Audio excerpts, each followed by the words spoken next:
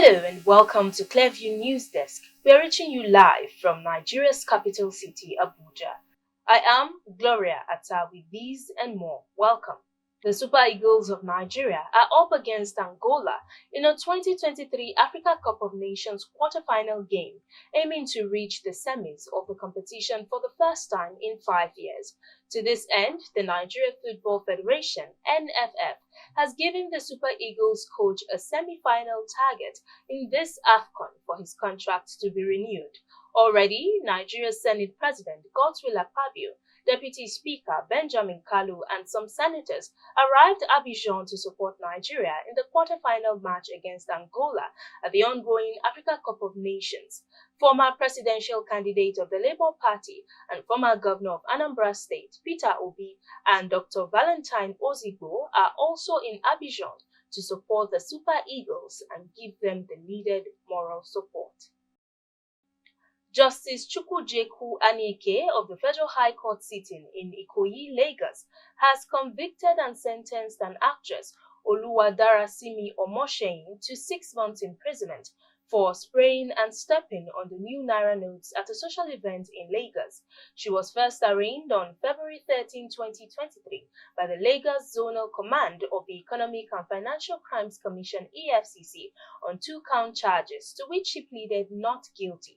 She was subsequently granted bail on February 15, 2023. At the resumed hearing on Thursday, Omoseyin, however, changed her not guilty plea to guilty in view of the overwhelming evidence against her. Following her guilty plea, the prosecution counsel, ZB Atiku, called Abubakar Mohammed Marafa, an operative of the EFCC, to review the facts of the matter.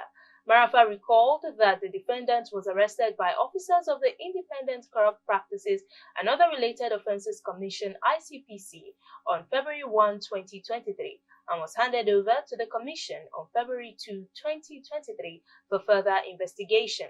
Delivering judgment, Justice Anike sentenced the defendant to 6 months imprisonment, effective from Thursday, with an option of 300,000 naira fine to be paid into the Consolidated Revenue account of the Federation.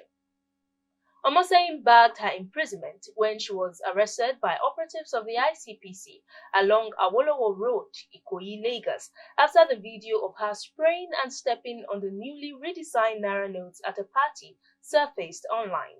In the viral video, she was also seen flaunting words of the new naira notes. In her statement to the commission, she claimed that she received the new naira notes from her fans at the party and that she did not know the persons who gave her the money. Items recovered from her at the point of arrest include a Range Rover. YouTube has taken action against the official channel of the Synagogue Church of All Nations, led by the late Nigerian televangelist TB Joshua, for violating its hate speech policies. The termination follows weeks of investigation by the BBC and Open Democracy, revealing evidence of widespread sexual abuse and torture linked to late TB Joshua. Emmanuel TB, a key player in TB Joshua's global rise from local pastor to renowned televangelist, had accumulated over 500,000 followers on YouTube with hundreds of millions of views. This is not the first time the channel has faced suspension. It previously violated community guidelines, leading to a temporary shutdown 3 years ago. While the church, now under the leadership of TB Joshua's widow, Evelyn Joshua, has not officially commented on the removal, it has previously dismissed allegations of wrongdoing as unfounded. Open Democracy, in collaboration with the BBC, conducted an investigation into Emmanuel TV's online content. The analysis uncovered at least 50 abusive videos on YouTube, which were promptly reported to the platform. Consequently, YouTube suspended the account on January 29, citing violations of its hate and speech policies. Nollywood actor turned pastor Yul Edochie wants the world to know that his support for President Tinubu is unwavering. Edochie took his stance in his recent Instagram post. He posted a picture of the president and prayed for him in the caption, stating that he believes in him. His post garnered a series of reactions from his followers who let him know their thoughts. Edochie is now facing backlash from his followers as a result of his post. On the foreign scene, the U.S. ambassador to the UN, Linda Thomas-Greenfield, has rated Liberia as an example for democracy for the whole of Africa.